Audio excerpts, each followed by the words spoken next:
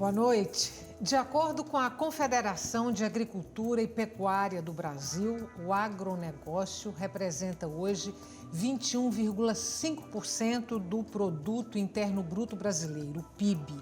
É um dos setores da economia menos atingidos pela crise. Mas o contraponto à expansão do agronegócio é a preservação ambiental, um debate que está longe do seu esgotamento. Sobre ele, debruçam-se ruralistas, ambientalistas e outros setores da vida brasileira. E é justamente o que nós faremos hoje aqui no Opinião Pernambuco. O tema do nosso programa é agronegócio e meio ambiente. Participam Heitor Scalambrini, do Movimento Ecossocialista de Pernambuco, Geraldo Eugênio, pesquisador do Instituto Agronômico de Pernambuco, e também Francisco Roberto Caporal, do Conselho do Núcleo de Agroecologia e Campesinato da Universidade Federal de Pernambuco. Boa noite. Grata pela presença de vocês hoje aqui no Opinião Pernambuco. Falei num PIB de 21,5% do agronegócio. Aí, antes da gente entrar propriamente nas questões ambientais, a pergunta é: quão importante é o agronegócio para a economia brasileira? Quem vai me responder? Olha, Bom, pode falar, Capão? Fala, gente, fala. Não, o agronegócio é extremamente importante. O agronegócio, eu não diria agronegócio. A agricultura, a pecuária, as áreas ambientais, florestal. Porque se nós imaginarmos que há 40 anos o Brasil era um comprador de alimentos. Se comprava feijão, se comprava milho, se comprava leite, até pouco tempo, carne. E nós evoluímos. Hoje nós somos um exemplo de produção de alimentos, um exemplo que o mundo necessita dele. Mas aí não entra também a produção da agricultura familiar? Não, eu estou me referindo ao negócio agrícola como um todo, porque o pequeno, para mim, também é negócio. Eu não estou abstendo o fato do pequeno produtor não ser realmente também um pequeno empresário. A agricultura é uma atividade comercial. Eu estou dizendo que ela, como um todo, tem dois pontos extremamente relevantes. 3. Um é a alimentação interna do país. Então, o pequeno produtor, a agricultura familiar, ele é predominante aquele que realmente leva o alimento à feira, não é? Nós temos o segundo, que é a base da economia nacional, que é extremamente importante. E tem um terceiro aspecto relevante, que é para o mundo. O Brasil hoje realmente é um país extremamente importante no mercado de alimentos para o mundo. Então, se você realmente retirasse o que o Brasil tem vendido, já seria realmente uma grande dificuldade em repor. Não se reporia facilmente. Então, neste aspecto, nós podemos dizer que é uma atividade extremamente importante. Agora, isso não significa que a gente não tenha muito que avançar, muito que corrigir e ter uma agricultura e uma pecuária ainda melhor, amigável, eu digo do ponto de vista ambiental, saudável e do ponto de vista social também, não é? Mas essa é a leitura geral que eu faço deste ponto. Pois, oi.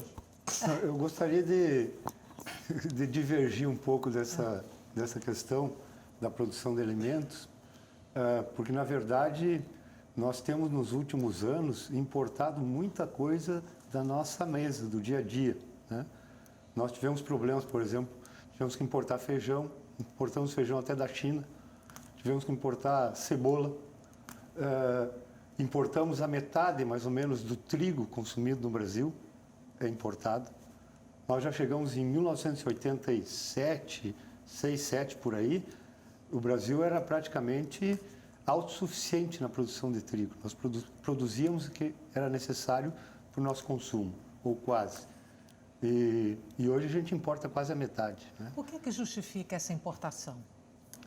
A falta de produção interna. Então, por isso que eu digo que eu ia discordar em parte por causa disso, porque nós, de fato, aquilo que a gente consome, né, nós não temos a produção suficiente para a demanda nacional, sem considerar, inclusive, que uma grande parte da população ainda passa fome. Ô Caporal, mas eu tenho uma observação a fazer sobre isso. A primeira é a seguinte: nós importamos trigo porque queremos importar trigo. Nós temos acordos comerciais com a Argentina. Um dos principais produtos que a Argentina exporta é o trigo. Então, o Brasil decidiu-se em não produzir parte do trigo para comprar a Argentina. Essa é uma questão. Sobre a cebola e sobre o feijão, realmente não tem no mercado realmente de alimentos 30, 40 produtos. E não significa que você, todo ano, vai ter exatamente aquele produto na quantidade que você gostaria de ter, né? Isso em qualquer país do mundo. É maçã um ano, eu digo, é o tomate no outro, é a banana do outro. Então, isso daí existe, como se em qualquer sistema realmente de troca e de comércio. Agora, a questão é que nós hoje, de fato, se disser, deixa de produzir o milho que produz. O milho é um alimento, eu digo, um grão, né, extremamente útil da panela, do cuscuz, a produção de ovos, a produção de leite, a produção de carne. Eu digo, esse já causa um problema. Eu estou dizendo o seguinte, nós temos hoje, na minha leitura, um saldo positivo em relação ao mundo quanto à questão agrícola, porque, se você for observar, eu fico impressionado quando eu vejo alguns outros países realmente com um potencial tão grande. E parece até que nós estamos na época de 70. Não, nós estamos aqui passando dificuldade porque não temos produção de alimentos. Eu queria dar o meu pitaco nessa conversa. Bem, eu acho que quando nós nos referimos muito à questão do agronegócio, nós nos referimos muito à produção para exportação. Não é? É uma produção grande, os números demonstram isso. Mas o que nós temos que ver, e como já foi dito aqui, hoje, dos 200 e poucos milhões de brasileiros que vivem, nós temos uma quantidade expressiva que não tem acesso aos alimentos. Quem produz os alimentos para a mesa é a agricultura familiar. E ela, ao longo do tempo, ela está sendo muito estrangulada.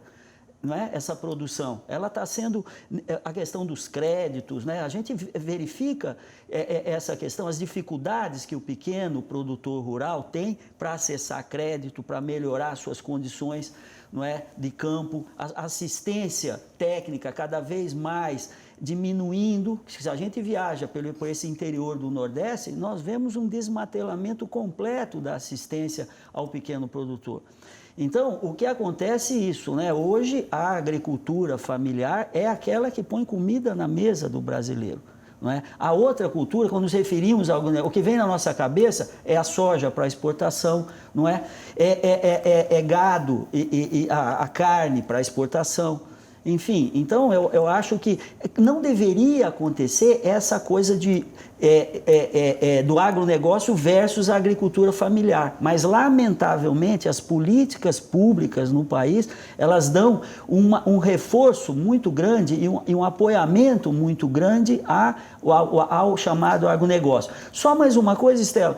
A questão do PIB, essa questão aí, a gente tem que sempre verificar que o PIB, ele não representa. O PIB é um número que dá o crescimento econômico, a soma das riquezas do país, mas não implica que essa riqueza ela é distribuída. Então, hoje mesmo, nas organizações mundiais, se discute mesmo ter um novo referencial, um novo indicador. O PIB hoje não é suficiente para ver o progresso de uma nação, a felicidade da nação, que as pessoas tenham boa condição de vida. Ela favorece sempre alguns. E o nosso país é extremamente excludente, é extremamente concentrador de renda. Então, um PIB grande, mas não há uma divisão desses recursos para a sua população. Duas perguntas a partir do que vocês já colocaram aqui. A primeira é se o poder público tem políticas tímidas ou pífias para a agricultura familiar, para esse pequeno produtor, contrastando aí com políticas públicas para os grandes produtores, que é o que a gente está chamando aqui de agronegócio, as grandes produções em grandes extensões territoriais. E a outra pergunta, se esses grandes produtores, de um modo geral, costumam respeitar as leis ambientais do país. Bom, aí são duas questões, né? Vamos começar falando um pouco das políticas públicas, né? Eu tive oportunidade de trabalhar nesse campo da agricultura familiar, das políticas públicas da agricultura familiar, e realmente nós temos eu diria assim, um grande número de políticas para a agricultura familiar. Mas temos um problema, ou alguns problemas sérios nesse setor. O primeiro deles é as políticas públicas chegarem ao agricultor. Nós temos uma carência muito grande, por exemplo, dos serviços de assistência técnica e extensão rural, né? Ou de outros serviços de apoio ao agricultor pequeno, né? Então, apesar de a gente ter algumas políticas, e eu disse várias delas são muito, eu diria assim, boas políticas, né? Elas não chegam. E a segunda questão é que o volume de recursos para essas políticas faz com que a grande maioria não consiga acessar. Então, se a gente pegar, por exemplo, um programa que é muito falado atualmente, o programa da merenda escolar. A maioria dos agricultores, pergunte nos municípios, não tem acesso, né? Programa da aquisição de alimentos, né? Seria outro programa que favorece o pequeno agricultor, né? Porque ele teria garantida a comercialização da sua produção. A maioria dos agricultores não tem acesso. O número é muito, muito pequeno.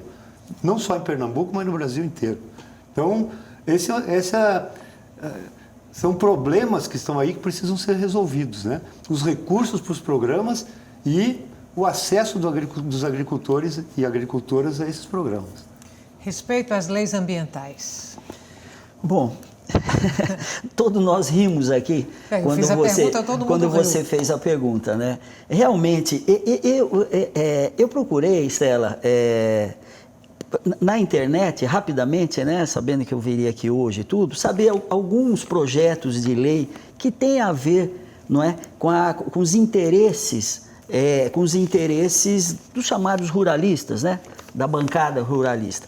Eu vi aqui, primeiro, o PL 3.729, que é o enfraquecimento do licenciamento ambiental. Interesse, eles estão trabalhando isso. A questão da anulação dos direitos indígenas e de seus territórios. Acaba com a demarcação das terras indígenas. A PEC 132, a venda de terra para estrangeiros, abrindo as portas do nosso país. A redução das áreas protegidas e unidades de conservação. Redução das unidades de conservação da Amazônia lá no Pará, são medidas provisórias, 756, 758. A liberação dos agrotóxicos, o PL 6299, o chamado PL do veneno. A facilitação da grilhagem de terras, a ocupação de terras públicas de alto valor ambiental, a medida provisória 759. O ataque aos direitos trabalhistas dos trabalhadores de campo, o PL 6422, que regula as normas do trabalho rural e mais ainda agora a mudança das leis trabalhistas. O ataque a direitos das populações ribeirinhas e quilombolas, a MP 759 e o PL 3729. A flexibilização das regras de mineração. Enfim, o que eu tenho a dizer isso é que há uma pauta extremamente conservadora dentro do Congresso Nacional e que há uma representação política ali dentro. E é o Congresso que faz as leis. E hoje nós temos o ministro da Justiça como o maior representante dos chamados ruralistas. Obviamente, eu não estou dizendo que todos são. Generalizar seria uma irresponsabilidade enorme da minha parte, mas é uma força política retrógrada para os tempos atuais que hoje dominam e fazem as leis. E, obviamente, respondendo à sua pergunta, o enfraquecimento e a flexibilização da legislação ambiental é o que todos estão correndo atrás dentro do Congresso, os chamados ruralistas, e isso é enorme, é muito preocupante, porque realmente o que a gente discute quando a gente fala do meio ambiente é a vida no nosso planeta, não é? É a manutenção da forma de vida atual. Isso não é você ser jogado o terrorismo, não. Isso é uma realidade que nós estamos vivendo. Se nós não incorporarmos isso, que o meio ambiente, a natureza vivem sem os homens, nós não podemos viver sem a natureza. E muitos desses interesses que estão nesses PL, nessa luta, acabam com a água, que é a fonte de vida, as nascentes dos rios. Então, o que eu tenho que dizer é que é uma enorme, no mínimo, uma irresponsabilidade, né, dos homens públicos hoje, que compõem uma grande parte do Congresso Nacional e que passam em cima da questão ambiental nesse país. Eles são responsáveis diretamente pelo que pode vir para as gerações futuras. Ou seja,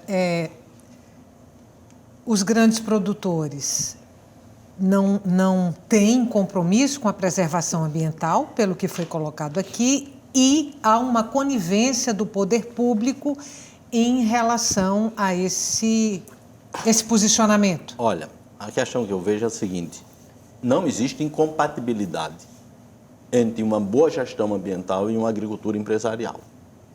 Isso daí não existe. Você vai ver em vários outros países... Não, em vários outros países do mundo se aplica uma agricultura séria, produtiva e ambientalmente saudável. Aqui nós tivemos a leniência de governos de esquerda, que não tocaram em alguns pontos, eu digo, abdicaram de questões realmente extremamente relevantes, como foi o Código Florestal.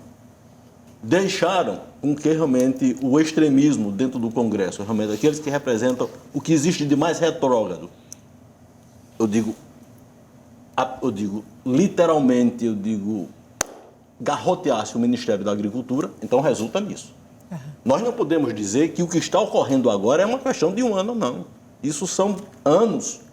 E eu lamento que realmente a oportunidade que o Brasil teve de avançar em várias dessas outras áreas não avançou.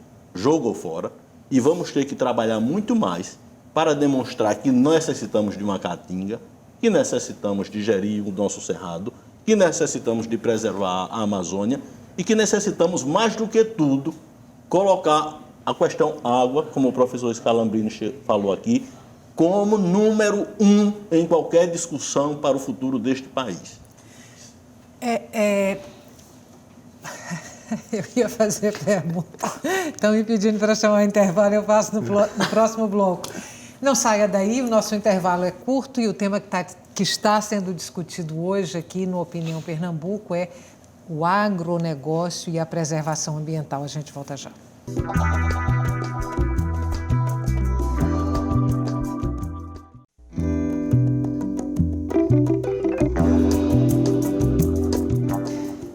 Estamos de volta. Agronegócio e meio ambiente, o assunto que está sendo debatido hoje no nosso programa. Participam Heitor Scalambrini, do Movimento Ecossocialista de Pernambuco, Geraldo Eugênio, pesquisador do Instituto Agronômico de Pernambuco, e também Francisco Roberto Caporal, do Núcleo de Agroecologia e Campesinato da Universidade Federal Rural de Pernambuco. No bloco anterior, quando a gente falava dos problemas ambientais associados ao agronegócio, aos grandes produtores, foram citados 3 biomas brasileiros: a Caatinga, a Amazônia e o Cerrado. Nós temos 6 biomas. O Pampa. A minha pergunta é se o agronegócio está avançando sobre esses 6 biomas brasileiros. A gente tem o Pantanal também, tem o Pampa. Está avançando e está avançando de formas distintas, né? Em alguns lugares como um programa de governo. Né? Por exemplo, no Cerrado, o programa Matopiba, que pega os estados, né, Maranhão, Tocantins, Piauí, Bahia, é um programa apoiado pelo governo, pelo Ministério da Agricultura. Para a gente ter uma ideia, Estela, eu até anotei alguns dados, por exemplo, a questão do Cerrado, né, que é uma fronteira agrícola que está em grande expansão ainda. Nós já temos mais ou menos destruído da área original em torno de 49%. Da Caatinga, 46%. Do Pampa, que parecia que o Pampa ia ficar imune, 54% do Pampa está já destruído. O Pantanal, né, que é um ecossistema muito sensível, né, já tem 15% da sua cobertura natural destruída. E, para assustar ainda mais, né, a Mata Atlântica, segundo as últimas informações, tem em torno de 90% a 93% destruída. Da Mata Atlântica. Que tem uma legislação própria de proteção, não tem a Mata Atlântica? Que os outros biomas não têm? Não, Todos têm. Não, Tem? a Caatinga ainda não foi formalizada dentro do Congresso, Não, né? Existe lá, está pendência. Mas nós temos as leis, as regras exatamente para específicas para cada bioma? Para cada bioma. Tem. Só para mim concluir essa questão, eu acho que é importante esse debate com o cuidado, né, dos nossos biomas. E o desmatamento tem um impacto muito grande, que não é só pensar em tirar as árvores só, não é? Porque ataca todo o sistema ecológico dessas áreas. Então nós temos centenas de espécies em extinção ou em processo de extinção, né? Só aqui na Mata Atlântica, para tomar um exemplo, né, nós temos quase 700 espécies de aves e peixes de água doce em processo de extinção. A esperança que a gente tem, né, é que no futuro as gerações que virão depois de nós possam fazer alguma coisa, né? Eu tive outro dia... Se sobrar alguma coisa, Se sobrar alguma coisa. E se elas ainda tiverem condições de fazer alguma coisa, né?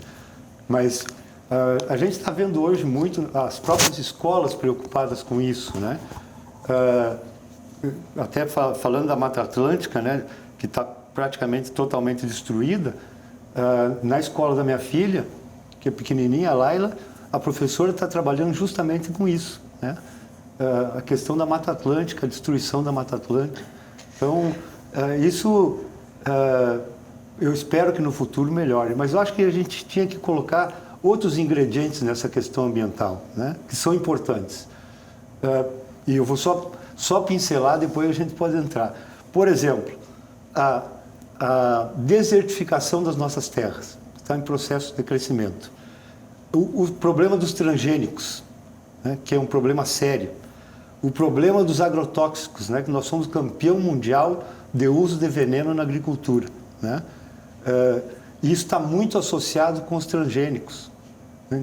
De 2016 para 2011, por exemplo, pegar um período curto, nós tivemos em torno de 72% de aumento no uso de agrotóxicos. E foi um período que estava da liberação dos transgênicos. Caporal, se você me permite, eu queria acrescentar mais um dado, principalmente no caso da Caatinga, que um dos fatores mais importantes da retirada, vamos dizer, desse bioma, é a questão da extração para energia, para geração de energia. E hoje, com a entrada das energias eólicas da maneira industrial que está se dando, você está tendo perdas relevantes que afetam não só a Caatinga, mas, como você disse, toda a biodiversidade.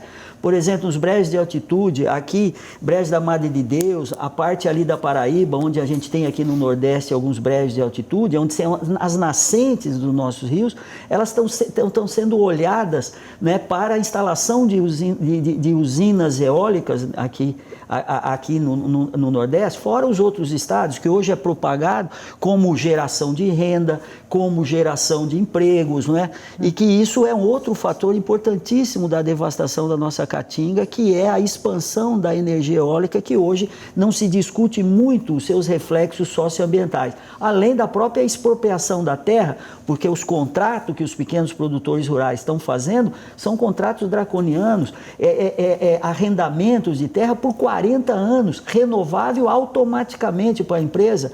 Aqui o nosso pequeno produtor rural, quando se fala em arrendamento, ele fala uma, duas safras, ele não tem noção do significado de 40 anos, e renovável automático, está nos contratos de arrendamento de terra para a instalação das torres eólicas aqui. Então, são fatores que se somam a uma devastação de um bioma como o nosso, o Caatinga, que já atinge quase 50% de devastado. Aonde nós vamos parar? Inclusive foi mudada a legislação para favorecer as empresas das eólicas, né?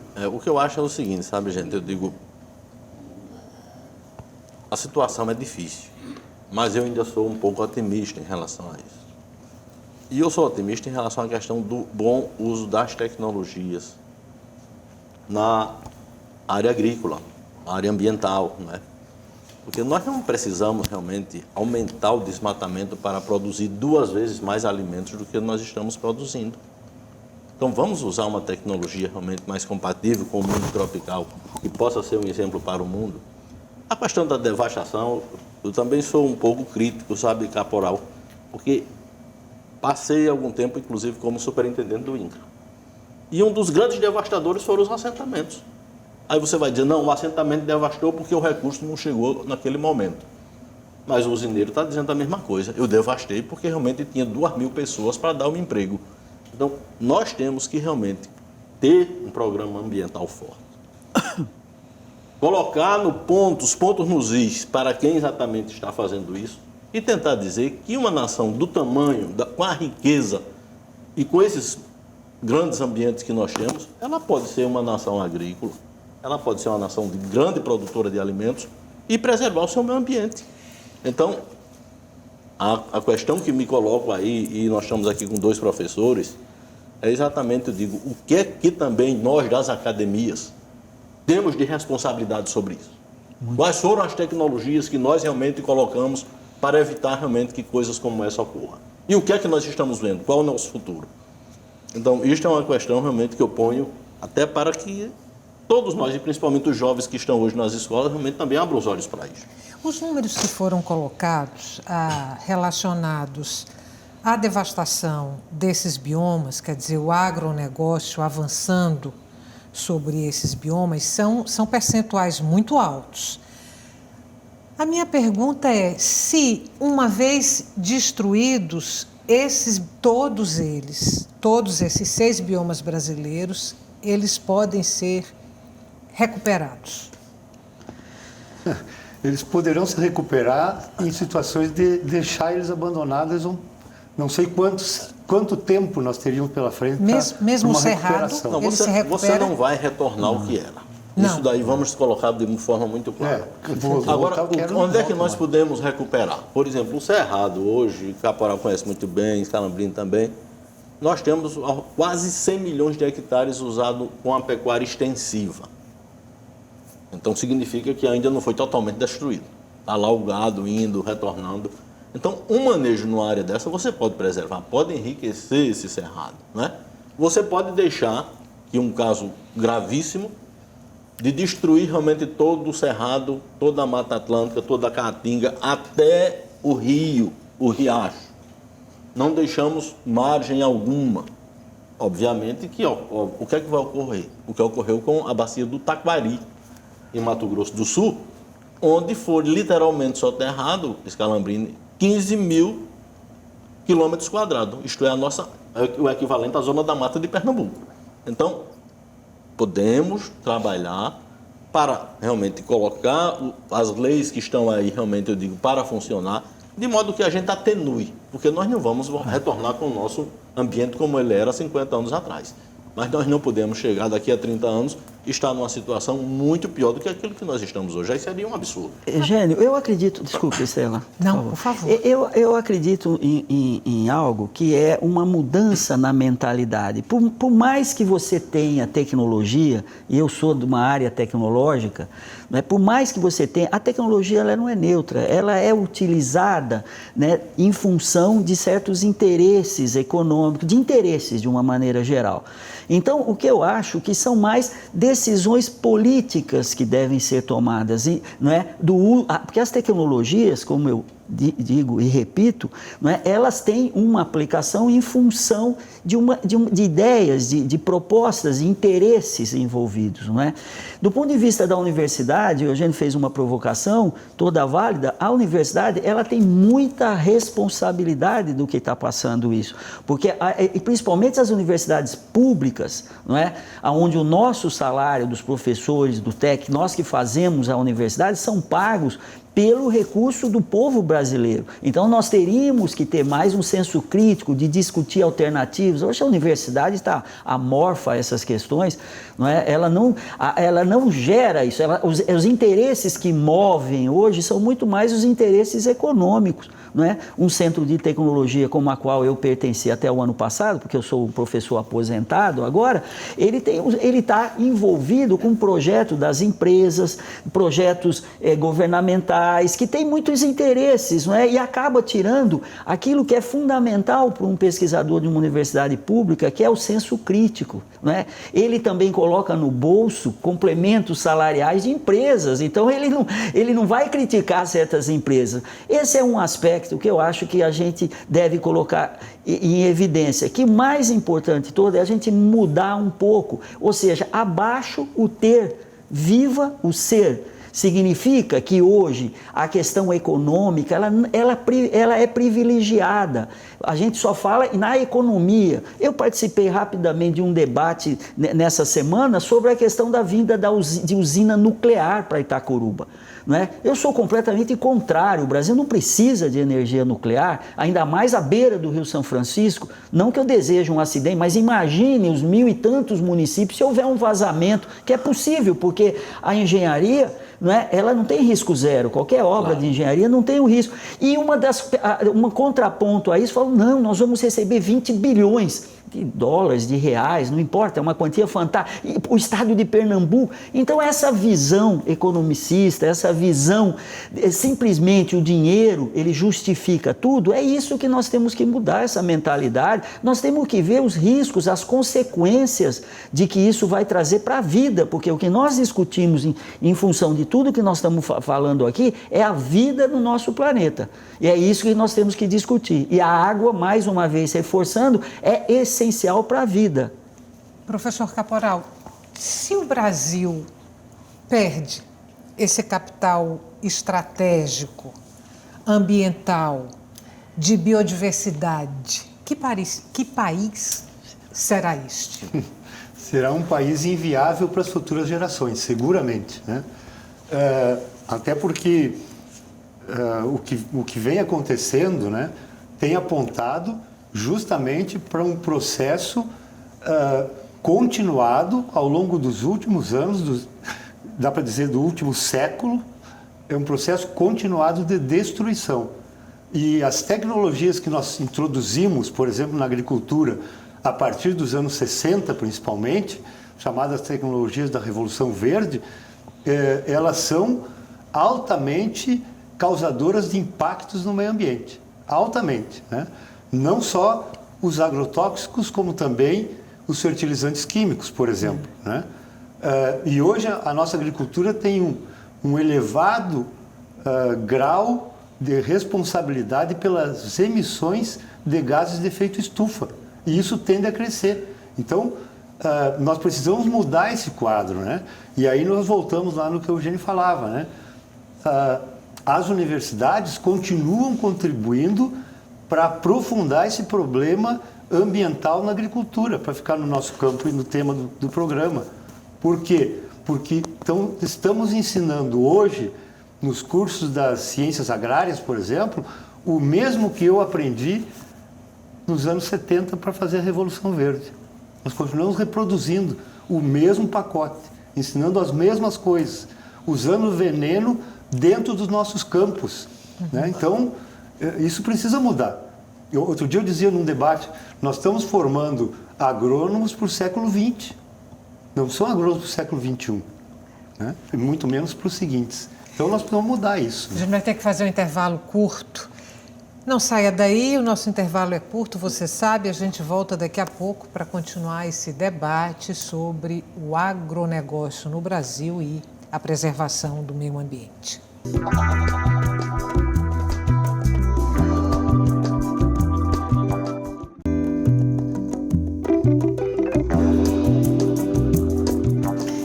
Estamos de volta para o terceiro e último bloco do Opinião Pernambuco, que hoje discute a expansão do agronegócio brasileiro e sua relação direta com o meio ambiente. Participam Heitor Scalambrini, do Movimento Ecossocialista de Pernambuco, Geraldo Eugênio, pesquisador do Instituto Agronômico de Pernambuco, e também Francisco Roberto Caporal, do Núcleo de Agroecologia e Campesinato da Universidade Federal Rural de Pernambuco. Eu quero trazer para esse bloco dois pontos relacionados ao que está sendo discutido aqui hoje, que vocês tocaram rapidamente em momentos anteriores da nossa conversa e eu queria trazer para que a gente pudesse falar um pouco mais sobre eles. A questão da água, de como essa expansão do agronegócio pode ameaçar reservas de água, enfim, e também a questão dos territórios indígenas. Não só pelos territórios indígenas em si, mas também considerando que essas reservas indígenas preservam o meio ambiente. Então, eu gostaria de trazer essas duas questões para que vocês pudessem debater. Bom, eu queria colocar alguns pontos que me parecem importantes, né? O primeiro deles é que 70% da água doce que nós consumimos é para irrigação, é para agricultura, né? Então aí já começa, quanto mais nós expandirmos as áreas agrícolas irrigadas, né, mais nós vamos estar consumindo água, porque é 70% do que é consumido. O outro problema está associado ao modelo, de novo, tecnológico, né? Nós temos, por exemplo, já pesquisas demonstrando a contaminação do aquífero Guarani, por exemplo, né? Pesquisas em São Paulo, em Santa Catarina, no Rio Grande do Sul, mostrando contaminação do aquífero Guarani, que é o maior aquífero do mundo, né? Que pega Brasil, Argentina, Uruguai e Paraguai, com 40 e tantos milhões de quilômetros quadrados de água, né? Porque ele tem profundidade, chega até 2, 3 mil metros de profundidade, né? Ou mais. Enfim, e aí nós já temos contaminação, né? Então, esses me parece que são dois pontos importantes no tema da água que a gente precisa estar atento, né? Porque eles vão ser, eu diria assim, decisivos no futuro, né? E, por outro lado, as contaminações em geral, causadas também pelo modelo em função dos agrotóxicos. Aqui, a Universidade Federal de Pernambuco, né, onde é essa televisão, nós tivemos pesquisa lá mostrando a presença de atrazina, que é um herbicida, na água de consumo da nossa população. Então, isso está associado ao modelo, né? Esse mesmo lá no aquífero Guarani, por exemplo, se encontrou um herbicida diuron, que é usado na cana-de-açúcar. Então, tem que mudar o modelo. Não há maneira de salvar o meio ambiente mantendo esse modelo de agricultura que nós temos. Não há maneira, né? Caporal, aí tem um aspecto que liga essa questão que você nos colocou, que são as populações tradicionais, os quilombolas, são a agricultura familiar, os índios, não é? Essas populações, elas seriam o nosso exemplo hoje, porque elas protegem, porque elas sabem que esses recursos são fundamentais para a sua vida, para a sua sobrevivência, não é? Então, nós teríamos aí um bom exemplo, não é? de como manejar a água, como a gente fazer a gestão da água, como a preservação, não é? E a conservação são exemplos que essas populações aí podem nos dar para essa chamada população moderna, população das cidades. Então, eu acho que tem tudo a ver a questão da preservação, a questão da manutenção desses nossos mananciais de água, com os exemplos que os índios, os quilombolas, a agricultura familiar e os pescadores, não é? Os marisqueiras, ou seja, aquelas populações podem nos dar, porque elas fazem efetivamente, elas protegem a natureza. Claro que há casos, como foi dito, isolados, por exemplo, de assentamentos que devastaram, tal, por outras questões até, mas eu acredito muito, Estela, que os exemplos, nós não precisamos reinventar muito a roda para uma nova civilização, acho que nós temos muitos exemplos aí que nós deveríamos tomar com essas populações. Você fala dessas populações como exemplo de relação com a água, com a natureza, exato, de um modo geral. Você citou tanto as populações quilombolas como as populações indígenas. Mas hoje a gente está vivendo um momento muito crítico, muito difícil, por exemplo, em relação às populações indígenas. De um tempo para cá, parece que são matanças em cima de matanças e invasões de terras indígenas e agressões. Quer dizer, alguma coisa, me parece, precisaria ser feita, além da gente tomar essas populações como um exemplo de relação com o meio ambiente, ou não? Não, a demarcação, eu acho que hoje é fundamental. E aí tem as leis que não são cumpridas, não é? Ou seja, e também trâmites. Aí voltamos à questão da questão política, não é? Nessas questões. Porque são várias áreas de demarcação importantíssimas. Hoje o que acontece são conflitos sobre a terra, que é um conflito que vem desde 1500, que movem todos os grandes conflitos socioambientais que nós temos no país. É a questão da terra.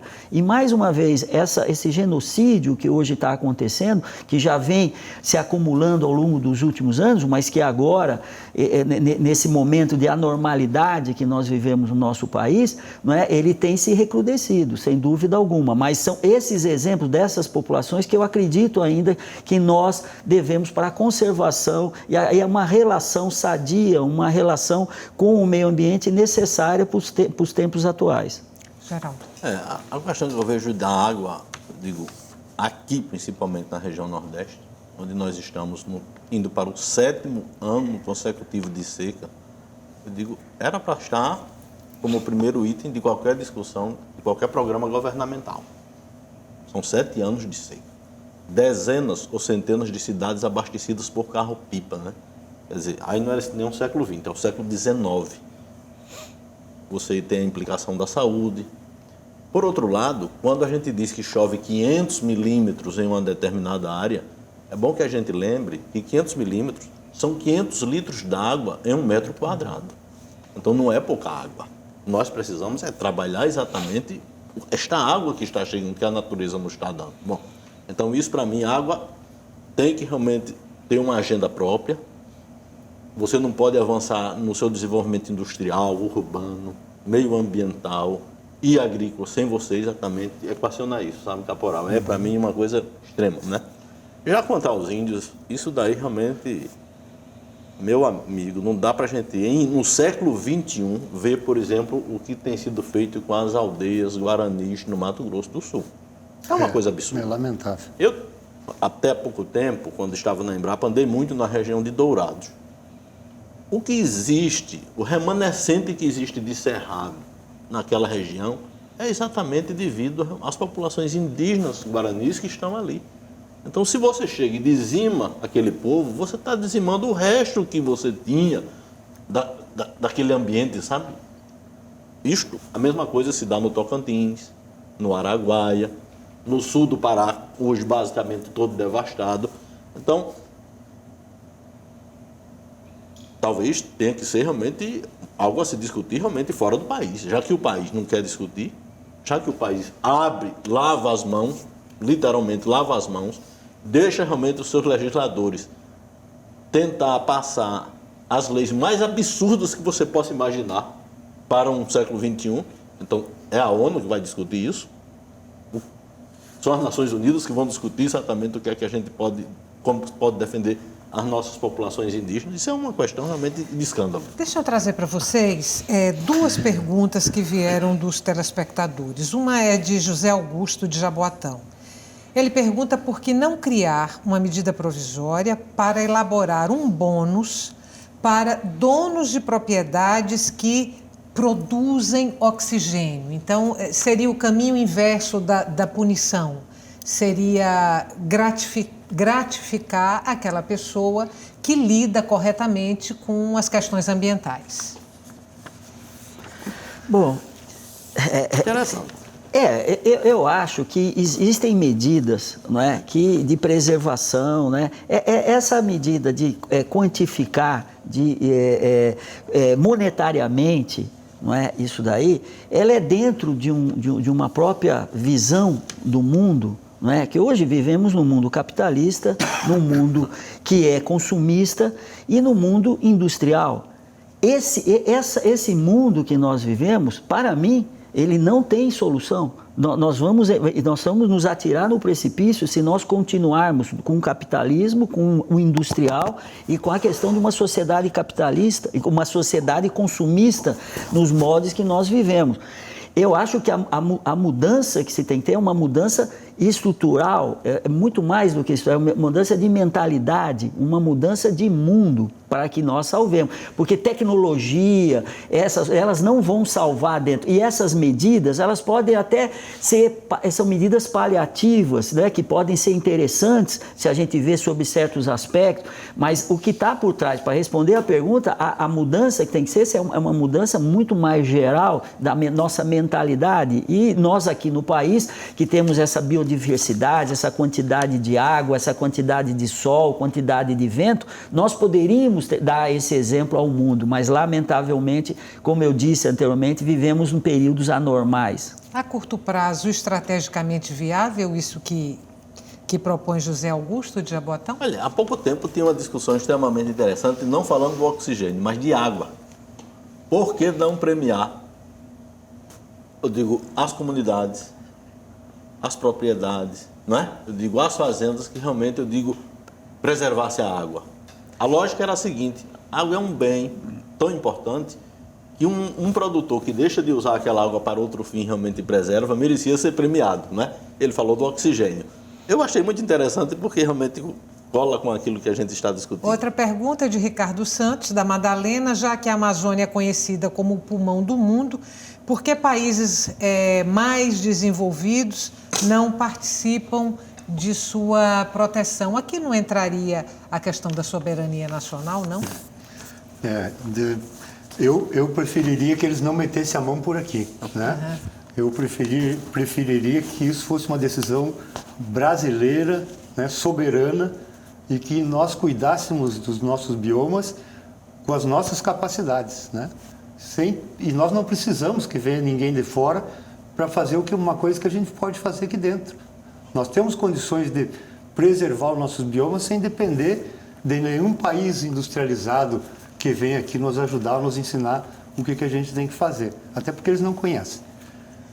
E, em segundo lugar, eu diria, como é o nome do nosso telespectador? Ele é da Madalena e o nome é Ricardo Santos. Do Ricardo, viu, Ricardo? Eu acho que nós precisamos fazer um trabalho de conscientização interna, que é muito importante, desde a juventude, sobre isso, mas, como disse o Heitor, nós precisamos influir nos nossos políticos, porque são os políticos que estão fazendo políticas contra, né, o que nós estamos falando aqui, que é a preservação. Se nós não mudarmos a política, nós vamos continuar tendo uma bancada ruralista de 250 deputados, por exemplo, né, que determina o rumo do que vai acontecer com o meio ambiente na agricultura. Acabou o tempo. Que pena. Muito bem. Que pena. Muito obrigada mais uma vez pela participação de vocês aqui no Opinião Pernambuco. Para você que está em casa, muito obrigada pela companhia até agora, muito obrigada pela audiência, e o Opinião Pernambuco volta amanhã.